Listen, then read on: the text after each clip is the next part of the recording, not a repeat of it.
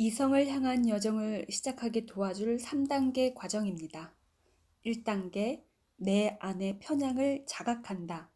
2단계, 심리적 방어세를 확인한다. 3단계, 이성적 자아를 끌어낸다입니다. 1단계, 내 안의 편향을 자각한다.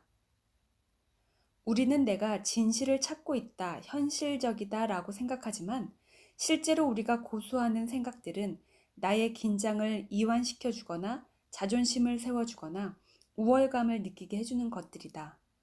바로 이런 사고 과정의 쾌락 원칙이야말로 우리가 가진 모든 정신적 편향의 근원이다. 확증 편향. 이보다 더 객관적이고 과학적인 생각이 어디 있겠어? 그러나 쾌락 원칙이 무의식에 영향을 미치고 있기 때문에 우리는 어떻게든 내가 믿고 싶은 것을 재확인시켜줄 증거를 찾아내고야 만다. 바로 확증 편향이다. 확증 편향이 발동하는 것은 사람들이 계획을 세울 때, 특히 위험 부담이 높은 계획을 세울 때다. 내가 혹은 누군가가 가장 아끼는 신념이라 할지라도 그것을 부정하는 증거부터 찾아보는 습관이 항상 몸에 배도록 해야 한다. 그게 바로 진정한 과학적 태도다. 확신 편향. 내심 마음에 드는 생각을 맹렬히 확신하면서 혹시라도 이의를 제기하는 사람이 있으면 소리 높여 반박하는 게 바로 그런 노력이다. 마치 내가 이 생각을 방어하기 위해 이 정도의 에너지를 낼 수 있다면 이 생각은 절대로 거짓일 수 없다고 스스로를 타이르는 것처럼 보인다. 이 편향이 가장 뚜렷이 드러나는 것은 리더와의 관계에서다. 리더가 어떤 의견을 피력하면서 열성적인 어조와 몸동작, 생생한 비유, 재미난 일화를 곁들여 깊은 확신을 가지고 말하면 우리는 그가 저렇게 확신하는 것은 해당 아이디어를 면밀히 검토했기 때문이라고 생각한다. 반면에 누군가 좀 더 조심스럽게 말하고 머뭇거리는 느낌이 들면 우리는 그의 주장에 근거가 약하고 확신이 없어서라고 생각한다.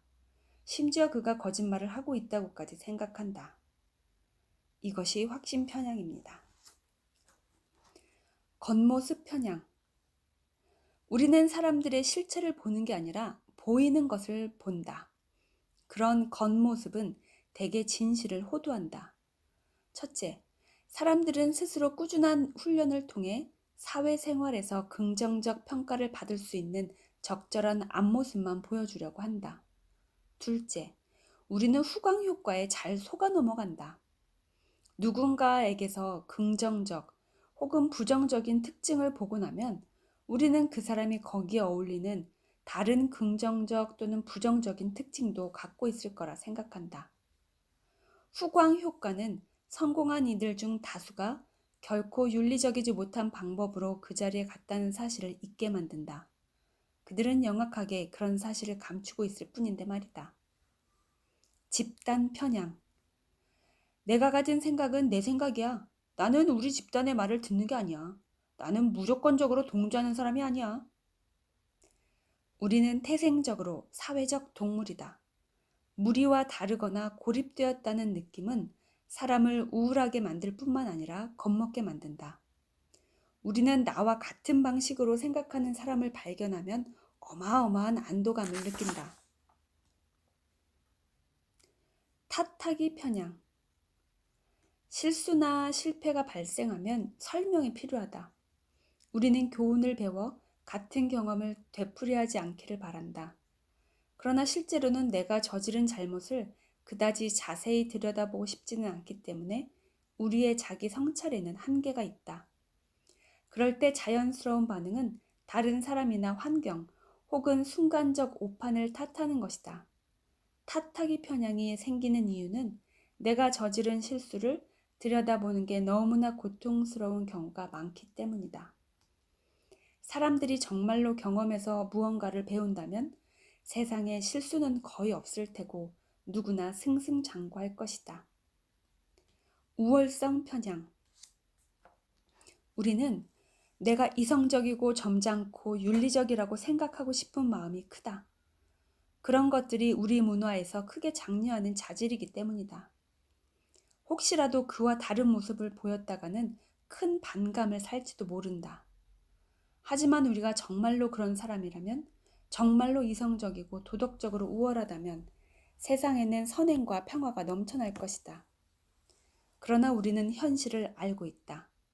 그렇기 때문에 일부 사람들은, 아니 어쩌면 우리 모두가 그저 스스로를 속이고 있는 셈이다. 이성과 윤리는 자각과 노력을 통해 성취하는 것이지 결코 타고나는 것이 아니다. 이성과 윤리를 갖추기 위해서는 성숙이라는 과정이 필요하다. 두 번째 단계, 심리적 방아쇠를 확인한다.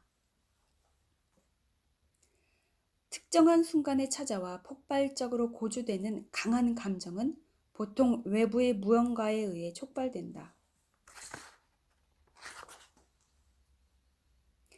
격화된 감정이 주는 긴장감을 감당할 수가 없기 때문에 강한 감정은 결국 경솔한 행동과 참사로 막을 내리는 경우가 대부분이다.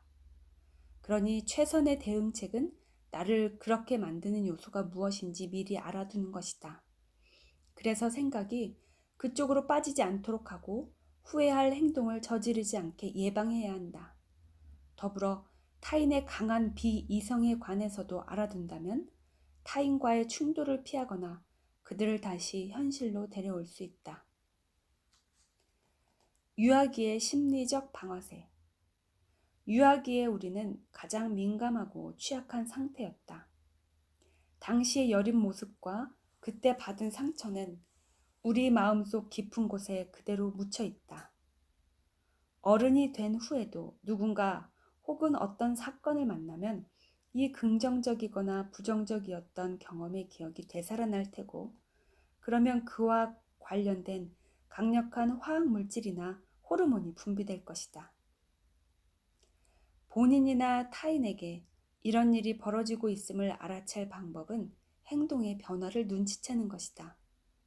갑자기 아이처럼 굴거나 평소 성격을 벗어난 듯한 모습을 보일 때가 바로 그런 경우다. 그 중심에 있는 핵심 감정은 무엇이든 될 수 있다.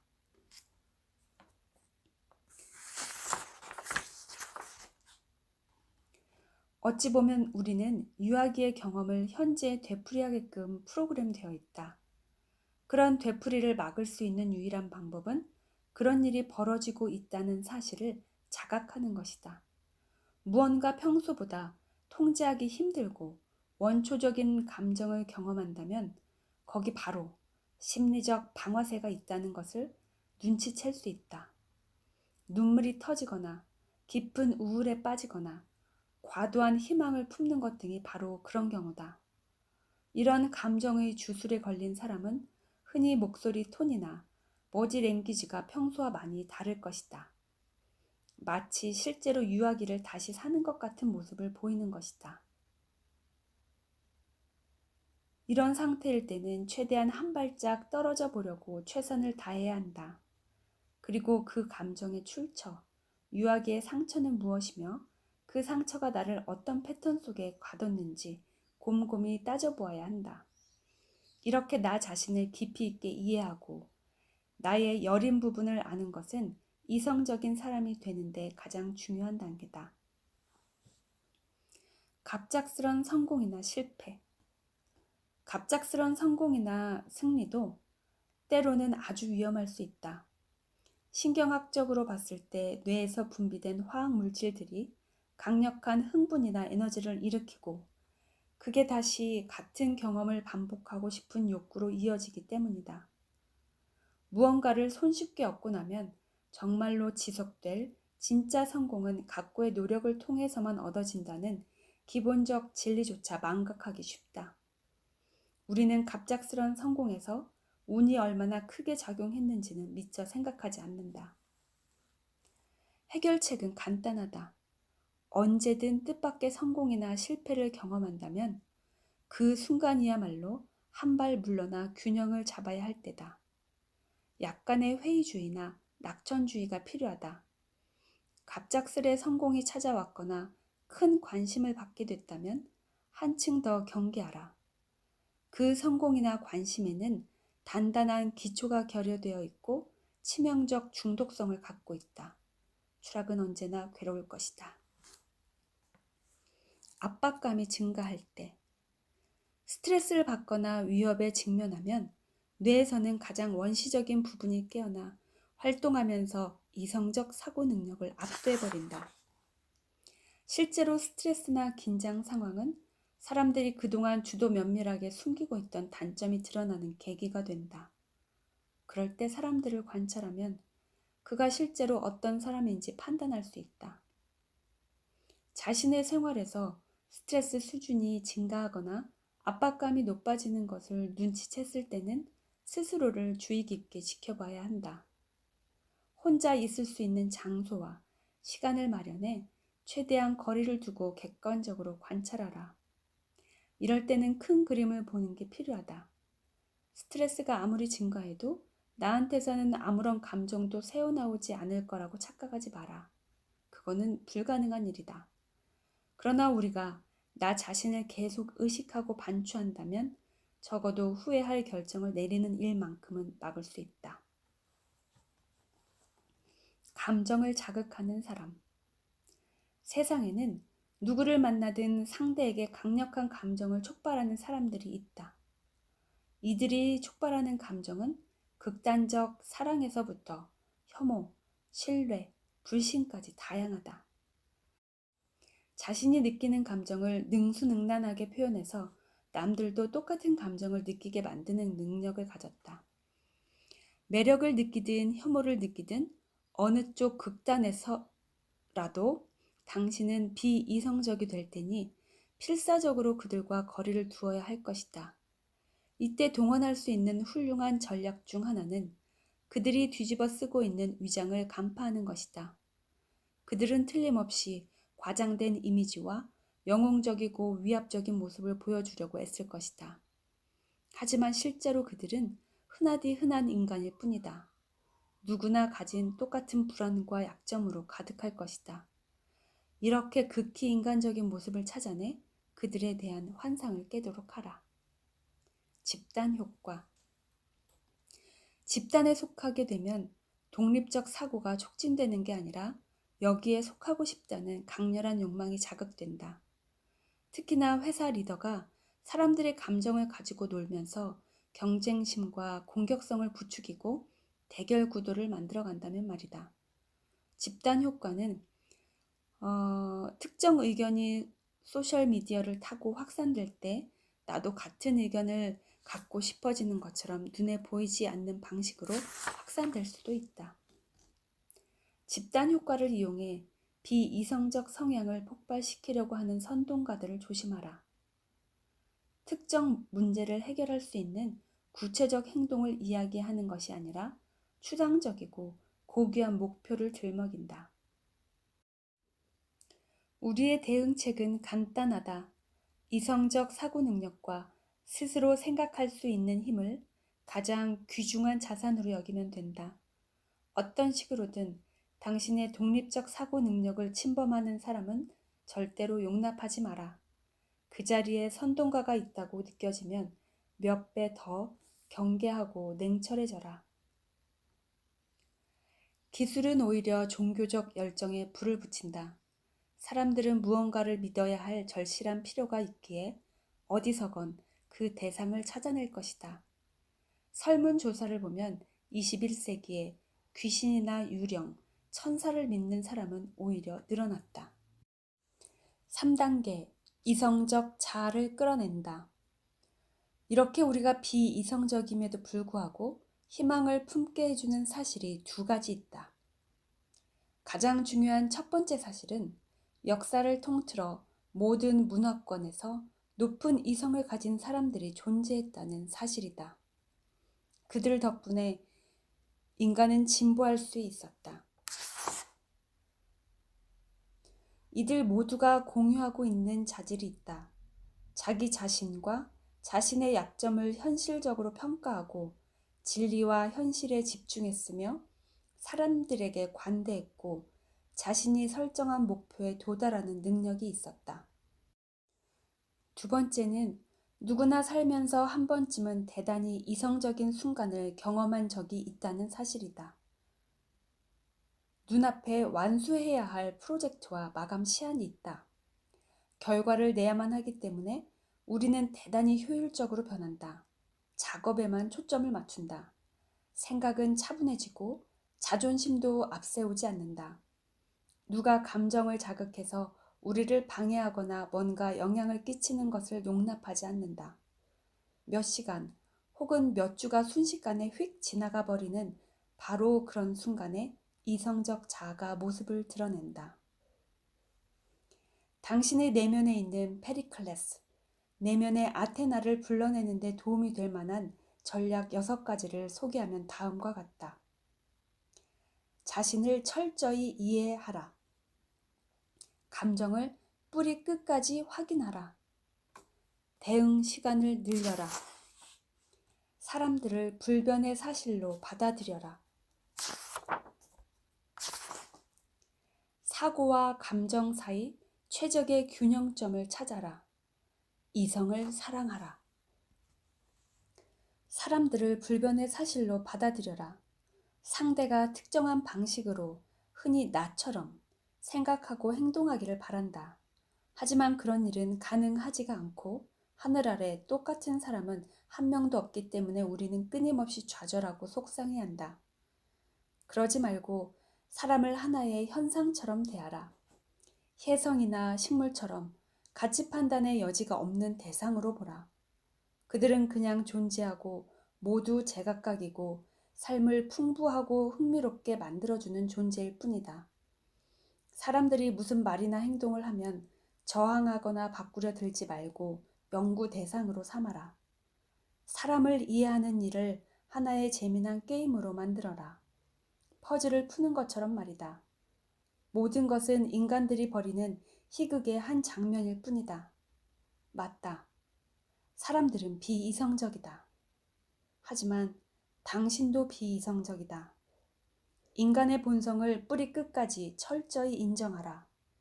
그러면 마음이 진정되고 남들을 좀 더 객관적으로 관찰할 수 있을 것이다. 그러면 더 균형 잡히고 차분해질 것이며 생각할 수 있는 정신적 여유도 늘어날 것이다. 사고와 감정 사이 최적의 균형점을 찾아라. 고대 그리스인들은 감정과 사고를 기수와 말로 비유했습니다. 여기서 말은 감정이라는 인간의 본성으로 어마어마한 에너지와 힘을 갖고 있지만 기수가 없으면 갈피를 잡지 못한다. 한편 여기서 기수는 생각하는 자, 대부분의 사람에게 더 우위에 있는 것은 말이다. 기수는 힘이 약하다. 반면에 고삐를 지나치게 단단히 죄는 너무 강한 기수들도 있다. 이런 사람들은 종종 말이 질주하도록 놓아주기를 두려워한다. 말과 기수는 서로 협력해야 한다.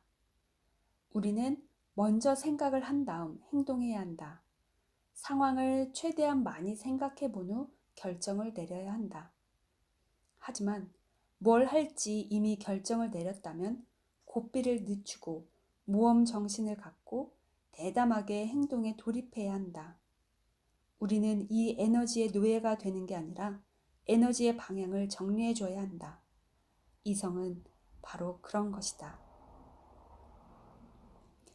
실제로 그게 어떻게 진행되는지 알고 싶다면 회의적 태도, 기수와 호기심, 말 사이에 완벽한 균형을 한번 잡아보라. 모든 것에 흥미를 느끼던 어릴 적 자유분방한 생각을 놓치고 싶지는 않을 것이다. 그러면서도 한편으로는 모든 생각과 신념을 직접 꼼꼼히 확인하고 검증해야 할 엄중한 필요성도 있다. 이 둘은 공존할 수 있다. 세상의 모든 천재는 그런 균형 감각을 보유하고 있다. 이성을 사랑하라. 사실 이성이 가져다 주는 힘은 굉장히 만족스럽고 즐겁다. 깊이 있는 만족과 기쁨을 준다. 반가운 일은 그뿐만이 아니다. 감정적 자아를 길들이고 나면 늘 차분하고 명료한 상태가 된다. 마음 상태가 이렇게 바뀌면 사소한 마찰이나 걱정거리로 고민하는 일은 적어진다. 나 자신을 저 깊은 곳까지 정복했다는 어마어마한 만족을 느끼게 된다. 정신적으로 여유가 생겨 더 창의적인 사람이 된다. 뭐든 할 수 있을 것 같은 자신감이 늘어난다.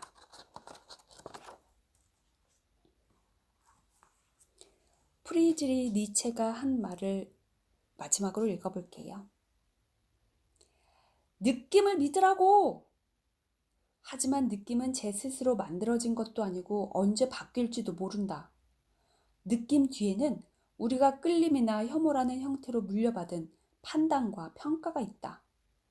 느낌이 주는 영감이라는 것은 판단의 손주벌인데 그 판단이라는 게 잘못된 것일 때가 많다.